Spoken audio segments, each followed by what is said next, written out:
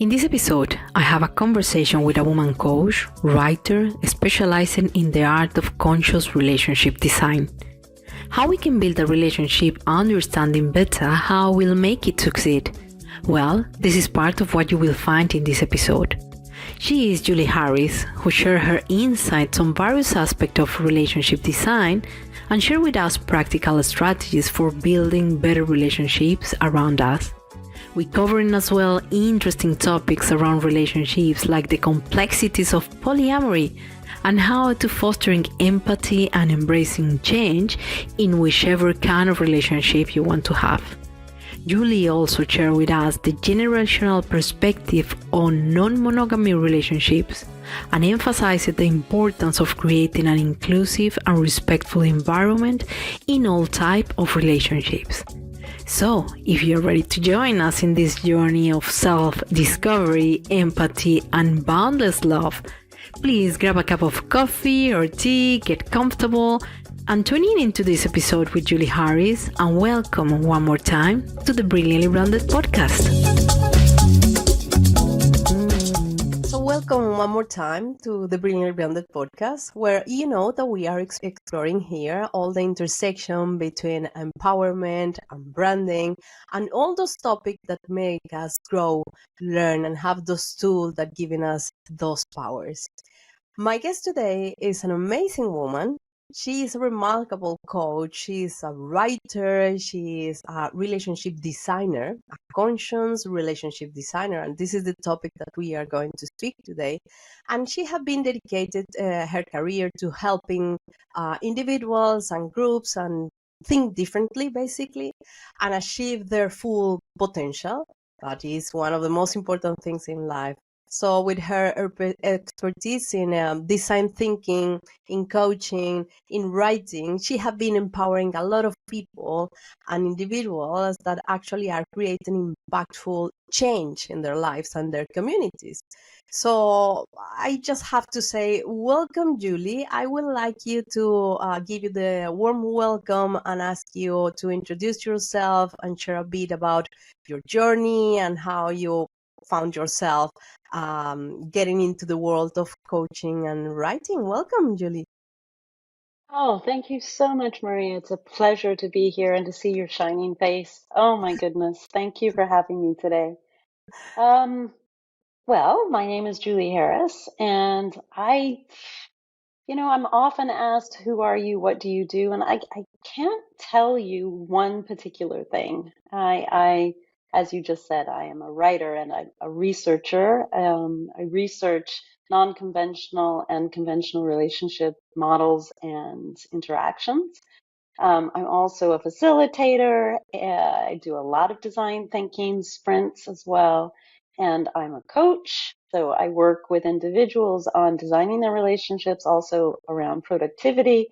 Um, I have my fingers in lots of pies. I've always been one of those kinds of people. I've been very lucky to be able to do many, many things in my lifetime. And, I started out many years ago. I didn't realize that at the time. Maria, you probably have this experience. I think maybe your listeners do too. We set out on something and we don't realize that what we're doing is we're on a quest.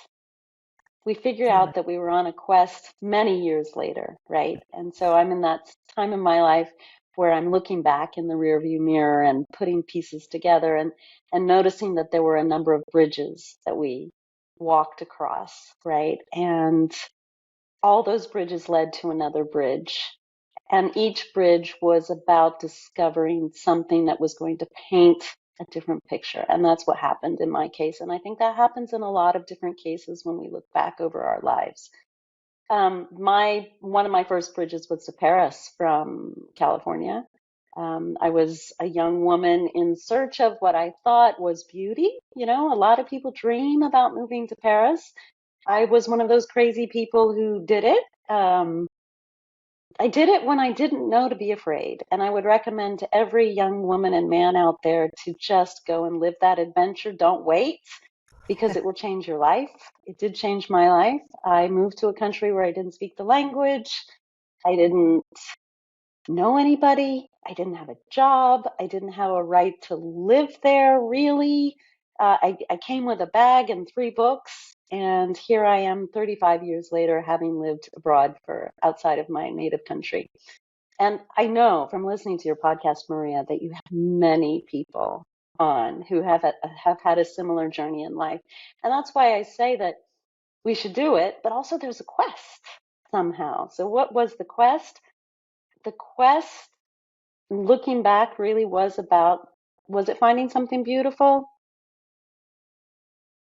Maybe inside versus Yeah. outside? Yeah? Yeah, correct. Wow, that is beautiful. That is beautiful, Julie, and thank you for sharing because I'm feeling identified with that in the way that I have been living the same. You know, when you decide to go abroad and arrive to the country where you don't know the language, you you don't know the environment, you don't know where are you going to face it. Actually, the only one trip that you are doing is into yourself, as you well said. So that happens to me. That happens to me, and that have been making me grow as well in many different ways. But well, this time it's not about me, it's about you. And I'm so curious to know all those details that end up bringing to you to decide to go to this amazing topic that is a conscious relationship design, because this is fascinating. This is how all the people are thinking, well, this is normal. Building a relationship is well, you go with the flow and that's it. But no. So if you want to share with us how that concept of conscious relationship design is something that you decide to arrive and take a specialization on that. That's such a good question. And I'd love to hear your story, Maria. Thank you. um, so, conscious relationship design is something that I guess has been brewing for quite a long time inside of me. I didn't know all those years ago when I landed in Paris the things that I do now. And what I mean by that is I didn't have the vocabulary or the paradigms to understand that the way I wanted to relate in the world was not only okay, but maybe a good thing. And by that, I mean that I had a number of had some relationships. I was a solo parent for quite a long time in Paris, and it came time in my life. I must have been in my late 30s. I met a man, and I wanted to have a child and have a relationship with this man. Before I married him, however, I said, I can't do this for life. But what I can do is I can commit fully, 2 feet in, 100% for 20 years. Oh, wow. So, and the reason for that was I had just done the experiment of single parenting. So I wanted to see what would happen in a traditional relationship, right? If that would have a different impact on the child, because I'd read so much research and had the life experience to know that we can raise children in solo homes and they'll come out healthy. And that's been my life experience. I wanted to see if it would be any different with 2 parents, right? So I said, let's create a container in which neither one of us can leave. We have to work on the marriage, and we will create a safe space for ourselves and our child. And at the end of 20 years, how about I get to reevaluate, and so do you. So we get to see, do we want to keep going? Do we want to choose? And I listened to one of your podcasts with Philip, and I know that you choose every day, which is fabulous. You choose each other every day. My situation, I was choosing every day just for 20 years.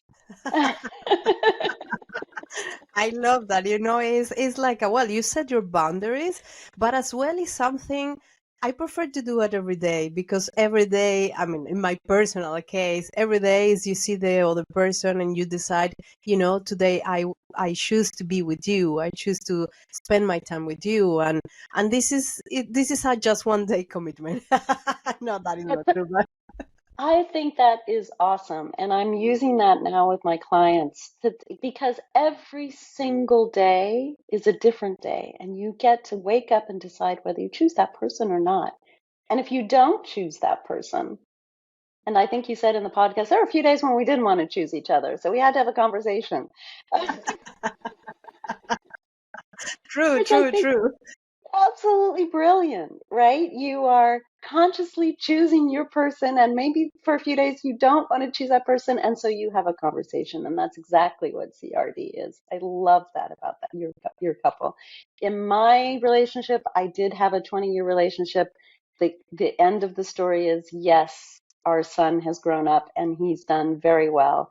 Um, it's been an incredible adventure, Maria, fully focusing on this relationship and being fully there. Now we are at that stage where we are pivoting from co-parents who live together to co-parents who will not live together and will start new chapters of their lives. So that was probably the birth of conscious relationship design for me. Yeah, for me that is impressive, Julie, because and I have a genuine question there is that works for 20 years because you designed it in that way and wanted that happen after these 20 years, continue your path separate, or because this is how you feel that works well. I don't know. Why did you made that decision? Because if you choose that couple for 20 years, for example, why after 20 years you decide to go away and start a life alone? You know, my husband asked the same question. He's like, we get along. Everything's good. Why would you do something else? Um, the honest answer is I have grown and I've changed and my needs have changed. And I'm excited about having a different a different chapter now. I want to be able to have a good relationship with my husband as a friend and co-parent, and I'm wanting to explore different sides of myself that I can't within the confines of this particular container. Yeah, I completely understand what is your way to see the world and how you have been working on that, because you become specialized on that specifically and teaching people how they can design their relationship, and that is for me is amazing in the way that really you need to be conscious about how you design that and how you put that into your life. And my question there is, you wrote a book, but this book is related with that specifically, or is another topic? So I'm writing a book at the moment on conscious relationship design, right? And it's not necessarily just a 20-year marriage. It can be any kind of container that you would like to create with any kind of person that you want to design with. It's a book about exploring designing concretely. How does that actually work? How do you figure out how to design with your person or persons? It goes, in some ways, it really challenges the fairy tale monogamous heteronormative script that we've all grown up with, right? And this is where CRD is a little bit non-conventional and controversial because it introduces the idea that we can depart from that script. We can write our own scripts with the consent, bien sûr, with the consent of others, right? We're going to need to communicate a lot more in our relationships than we have been maybe in the past. For example, I've been doing a lot of research on the BDSM communities and the gay communities and polyamorous communities. Communication is at the very center of what they do because they have to, Maria. They can't take anything for granted. They cannot default to default because there is no default. Who plays what gender role, right? When you have two women or two men or three men or two men and a woman, who does the domestic duties? Who does the child raising? Who plays what role in a BDSM relationship, for example? Who's the top? Who's the bottom? Conversations have to happen. If someone wants to explore something else, even if it's not a sexual desire, if it's another hobby, but it's going to take time away from their couple, they're used to having conversations about those Of things course. versus in monogamous relationships where we're afraid to talk about because we think we're going to jeopardize the relationship instead of come closer together. And instead of being vulnerable is one of the scariest thing a human can be. And I can tell you that in many of these other communities, that's what they're doing all of the time. Monogamous relationships, we don't be vulnerable because we have the default setting. However, the price of not being vulnerable is that we do not build bonds and we do not grow together. What we do is we separate over time. Wow, this is so deep, and make a lot of, food for thought, because of course, society have been shaping us in a way that you just sometimes needs to do what you see outside, and sometimes are not acceptable. But I think education about how you can handle that, how you can design that, and how you can learn from other experiences. And talking from other experiences, I'm curious, for example, if you can share with us one of those stories with your coachees where you have been actually doing the practice of helping them to build this conscious relationship design. Can you share something with us about that?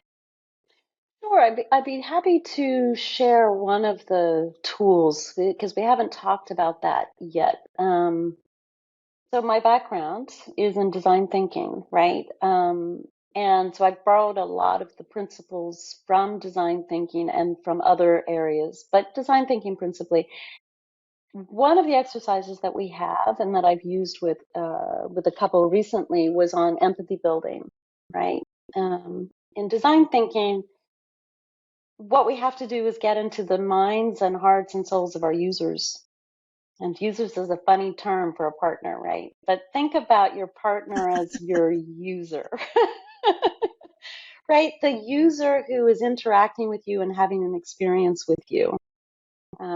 That may be quite pleasant, or it may not be very pleasant, depending on how you woke up this morning and said hello, right? So the user is having an experience. In a recent experience with two people, I asked them to think about a specific incident. Say it was the morning they woke up and one was unhappy and the other one didn't want to be unhappy, but was being unhappy because the other one was unhappy, right? So I asked them to get into the mind of their partner and to drop down and feel that. What does that feel like for you? And the two of them, it was hard because it's actually easier to think about ourselves, right? It's a lot harder to think about how my partner is perceiving me or experiencing me. But we got them to a place where they could have the experience of, oh, that felt really horrible when myself. So let's say, Maria, I frowned at you. Maria gets into the situation of me and says, well, I feel horrible right now and I'm frowning at you because I didn't sleep well and I have a cold, right? So you develop understanding and empathy for me having just frowned at you, right? They were able to talk about that experience and unlock some of the judgment they had with each other. From there, we went on to creating a user guide to me. So I asked everybody to come up with a user guide to me. This is how I work. This is what I need. These are the things that make me happy. This is what I want more of. This is how I want to play. And so if we approach it in a very fun and playful way, and they love the user guide to me that they can then share with each other. I love that. They used to guide me is the name. So a user guide to me, it's a guide that I might give to you, Maria, that's like all the things you need to know about Julie. Meaning she likes to have quiet time in the morning. She likes to have deep conversations with people she loves. She likes to go on very long walks. This is how to make Julie happy. This is how to make Julie very unhappy. Please avoid these things. And it Yeah. doesn't, they're not rules for the person, but they're to help the person get to know the user guide to me. That is completely true. I can understand that point. But what happened with all those people that really they don't know what they don't like? I mean, they are completely lost. That they Lost, really yeah. probably will not be able to say, this is bother me. This is no. So then everything become Yeah. like a bit confusing in certain way. It can feel very confusing. I absolutely agree. Self-awareness is at the very, very heart of Yeah. conscious relationship design. And so what I do is playfully help people discover what it is that they Yeah. need, I have four things that we work on discussing, which is needs, desires, boundaries, and fears, right? So I needs, love that. desires, boundaries, and fears. And Yeah. a lot of the time we don't know what those are, but we start to have those conversations, and you would be amazed at how many tears and how much laughter we have when we do this.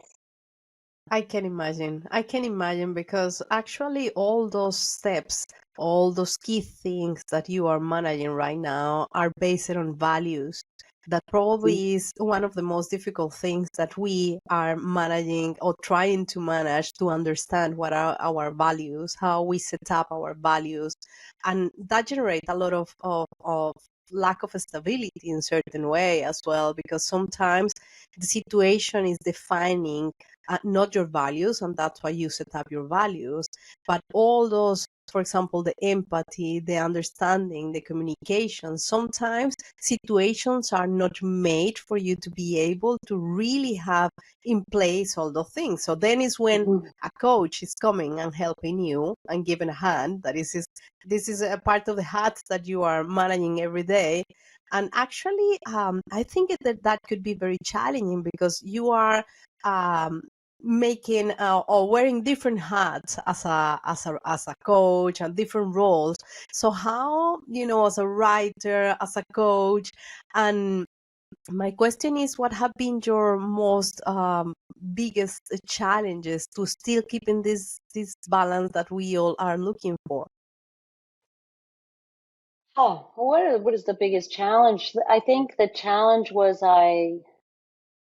for many years as a single parent, um, and then I was world schooling my son, which meant that I was traveling the world while running my business, and teaching him.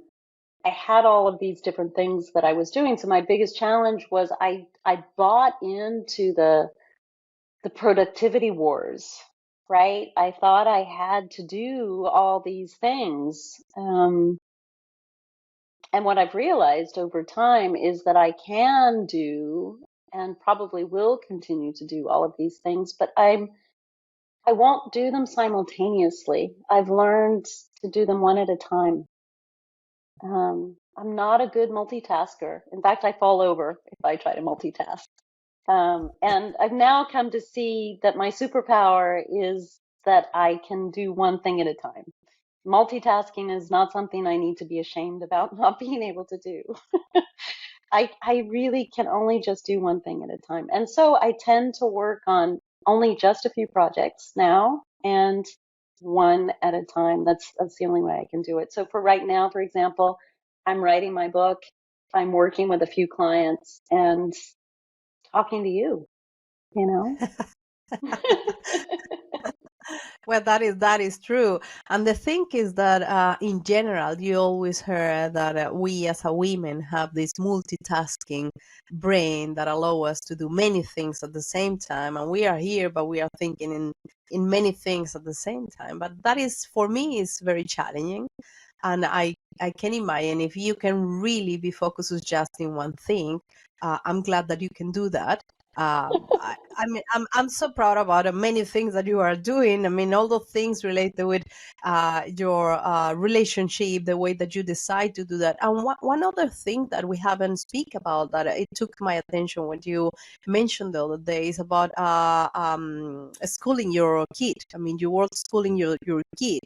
So I Mm. think that that is another very different experience. I mean, this is something very special. So I will love to know a little bit about that because this is probably something very challenging. How did you manage that? How did you do that? Well, I think I started this interview by saying, yes, I've always been a little bit different, right?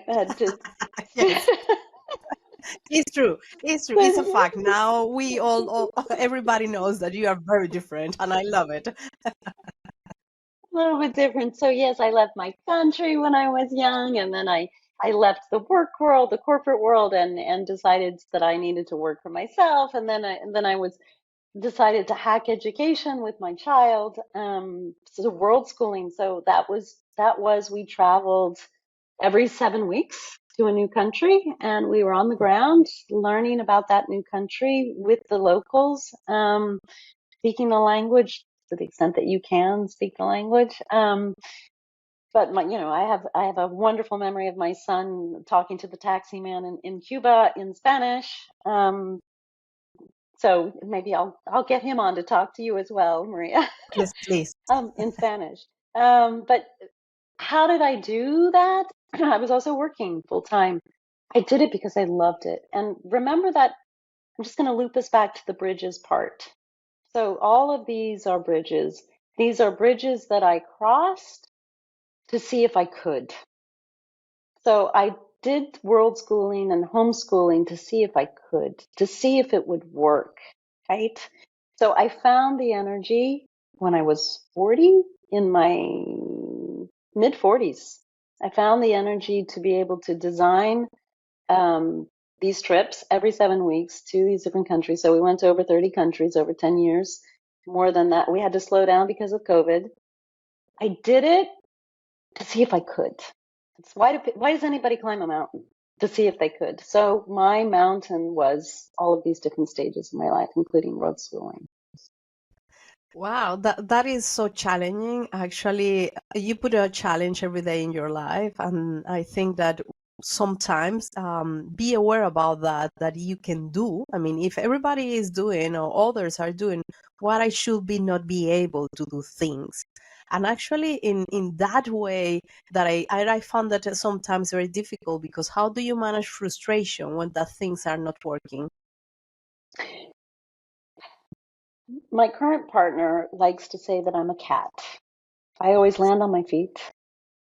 Um, I know. Philip says something very similar. So that's what I'm laughing. I love that. right? And I think it's the way you look at life, right? I'm lucky enough to be alive right now and to be here with you. For me, there's so few frustrations. I like to joke that I'm only really in big trouble when I'm bleeding out, right? When I'm dying. And maybe even then that won't be big trouble. So yeah, there are frustrations, things don't work out, but things always work out some way or another, you know? Yeah, yeah, but I see yourself. I mean, I see you as an inspiration, and setting in that way, coming from you, this inspiration of people that probably are not making the decision to do something different because they don't believe in themselves, they don't believe in that they can do the change. So, what would you say to those people that are now listening to us, that are probably hesitating or wanted to do something different, but it's still like, no, I cannot do that. No, how they can trigger something on them across your words to inspire them? How you will do that? I'd ask first and foremost, what is it? What is it you want to do? What is it? Get clarity on that. Um, Imagine that, feel that. What would it feel like to do that? Feel that energy. And then figure out what is the next very first step and do that. Do that next very first step and keep doing the next very first step and make it small in the beginning. It took Awesome. me 2 years to get my French nationality, and the way that I did it was just doing it one little step at a time every day. Beautiful. I love that. That advice is very wise, and I think is the way to do things in life, one step at a time. And this is actually I am getting this advice, and I love that you are here today sharing with us these amazing things. Because sometimes we need that. We need somebody that have the experience, that have been experimented. What is this? Jump to the water that is sometimes so difficult for us. I have been jumping to the water many times already, that probably I know what you feel when you are wet in and it's in the middle of yeah, that is incredible. All the content that you have been delivered with us and all your knowledge and the advice that you share with us, I am going to take that personally, actually, and apply it into my life in many ways. And one of the things, Julie, that took my attention at the beginning of this conversation and about the designing of the relationship, you was talking about polyamorous, and this is a topic that for me I have been always curious about that, and I will love you to share about the details, because one of the things that concern me in general, actually, we are still a struggle building a relationship with another one, just two, a couple. So thinking in polyamorous probably is something even more complicated. So there is my question: how that is that complicated, and how for people that are thinking or wanted to go into that topic, what they need to learn, and what are the things that you recommend related with that? Gosh, this is one of my favorite topics to talk about, but also it's extremely popular at the moment. You may have noticed that in the United States, it's all over the media. They have a dating reality show called Couple to Throuple that has just come out, which is all about introducing a third into a couple and its dynamic. There's also there's a memoir that has just come out called More, which by a woman who talks about her polyamorous adventure and adventures, and is still polyamorous consensually with her husband. So it's something it's having a moment. Polyamory, certainly in the United States.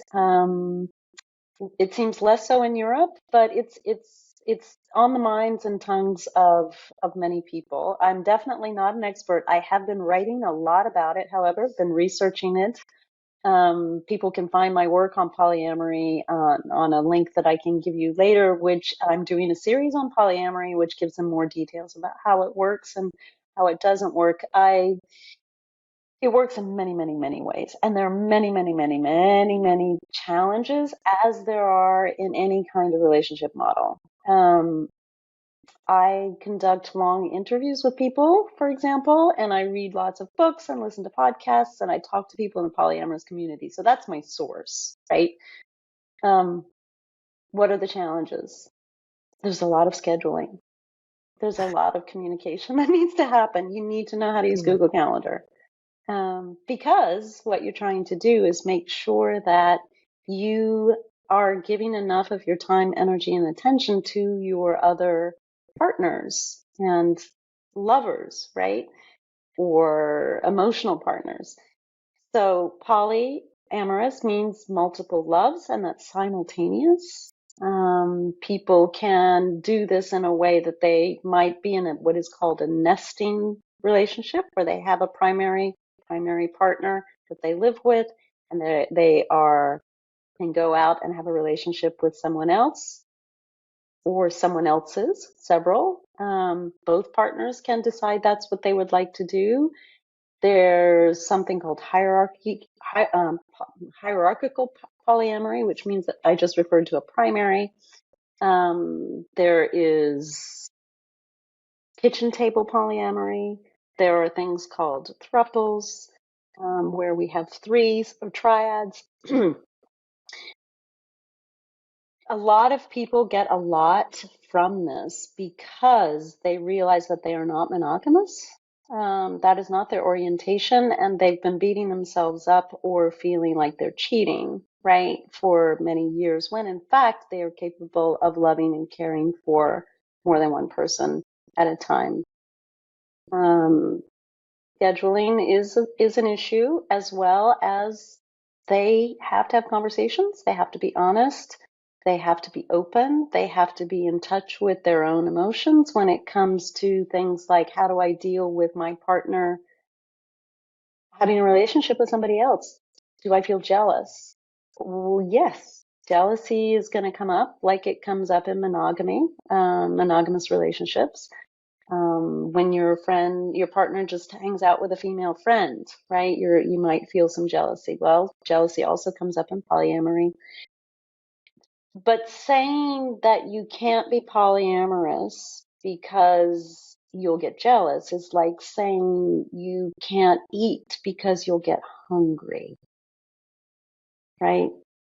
Yeah, that is that is quite deep. I mean, it is well, because it was my next question related with that, because jealousy is something, even is our nature. I mean, you see kids. Kids are jealous by, I mean, we are by nature, and then the society is shaping us in the way that, well, this is not the rules of the game, and some people decide to be monogamous, or other ones sharing and going into the polyamorous. But actually, how do you manage jealousy? I mean, this is part of the things that you help people with. Abs- Absolutely, but it's funny because the polyamorous folks don't actually need much help on jealousy from me because they've been working on this for a while. It's the monogamous people who are considering polyamory who are getting in touch with their jealousy and feeling uncomfortable. And yes, I do try to. We do work on jealousy. Jealousy, at its heart, if you think about it, is about fear, right? Yeah, yeah. Fear of loss, fear of not being good enough, fear of not being loved, fear of not being chosen. Um, so we project it onto our partners. And in fact, it's something that is something that is deep within us. And if we can do the work to address those fears, you'll find that you may not get jealousy to go away, but you'll certainly get to a place where you feel more secure. And that is the invitation of jealousy. Well, this is a lot of, I mean, we can do another episode just talking about that, because I mean, this is a big topic, because, and this is going to be my last question just to start to wrap up. And it's related with generations, because now you can see, or you could say it, when now it's very common, everybody's talking about polyamorous, but then you realize that couples that have been spending a lot of time together are probably wanted to experiment that. So in your experience as a coach and working in relationships, how you have been seeing that generationally, that is really impacted in some way? It's a great question. Absolutely. And I mean, I think usually we go to the thought that it's the younger generations that are open to non-monogamy. Ethical non-monogamy is what it is, the broader term for polyamory and open relationships. Um, And it's true. In younger generations, they were looking at the research. I think the newest research shows that 41% are open to having an ethical non-monogamous relationship, whereas the older generations, it's maybe 1 in 5, so 20%. Yeah. Um, the older generations, I think that we have research that shows that they're curious, but what are they what are they bumping up against? All of those the script and the default settings and the fairy tales that we have all been raised with, and also values and religious beliefs can make it hard for someone to consider opening up a relationship. So there's less openness in the older generations, but it's not that it's not there. It is there. And across genders, interestingly enough, not just among men, which I think some of our female listeners might think, oh, well, of course a man is going to want to have more than one lover. The truth is, so do women. Yeah, that's true. I think that we need to be educated in many ways nowadays because a lot of things are happening and learning about what is really happening, for example, about genders as well, about different kind of relationships and the things that you can build up is necessary to learn about that, to inform what is happening and how to understand the reasons why the people are doing what they decide to do and be respectful as well. Is I think is for me is part of how you can really make the people feel in. I mean, be inclusive with the environment that you Exactly. are living with. That's a beautifully made point. Exactly. I have 5 core principles in CRD, and all of them build towards respect, right? It has to be about respect and consent throughout. It can't just be, and it can't be exclusive. It needs to be inclusive of the Correct. partners involved, right? So CRD is also far more dynamic and flexible than what we find in typical traditional monogamous relationships. But it comes back to respect, absolutely, and love. Yeah, that's true. Well, sometimes is even love is the only one thing there because it's a lot of things happening that you really um, feeling confused and don't know how to give that next step. But love is something, if that is strong and real, that keeping you going. Mhm.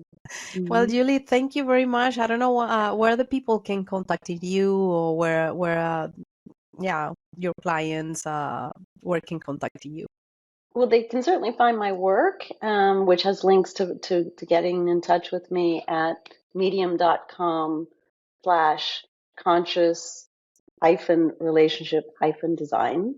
That's one of the great places to find my work and to be able to get in touch with me. And then I do have a newsletter at hitpause.substack.com if people want to sign up. Yeah, I will put it those links in the comments, and as well, I will invite people to. Well, you have to let us know probably through LinkedIn when you launch your book. I'm so curious about the book and reading that and supporting you as well because I think that what you are doing is really making us understand that how important is be aware about many things that are happening right now and how to address that and really facing that and do something with that. So thank you very much, Julie, for being here. I'm so glad to having you, and all the best in all your journey. Thank you, Maria. It has been an absolute pleasure. I can't wait to come and meet you in person. Yes, please. I will go to you. You will come to here, but yeah, at some point we will going to meet in person. Thank you very much, Julie. Thank you, Maria. Take care. We hope you have been inspired by this content and join us for future episodes of the Brilliantly Branded podcast. We will continue exploring the power of branding and the stories behind successful brands. And remember, if you know a woman who has built a successful brand with a unique approach and a story to share, please refer them to our podcast. We would love to learn from their experiences and share their story with our listeners. Stay tuned for most episodes of Brilliantly Branded, and don't forget to follow us on Instagram, LinkedIn, on our YouTube channel for more branding insights and women empowerment. Until the next episode, ciao ciao.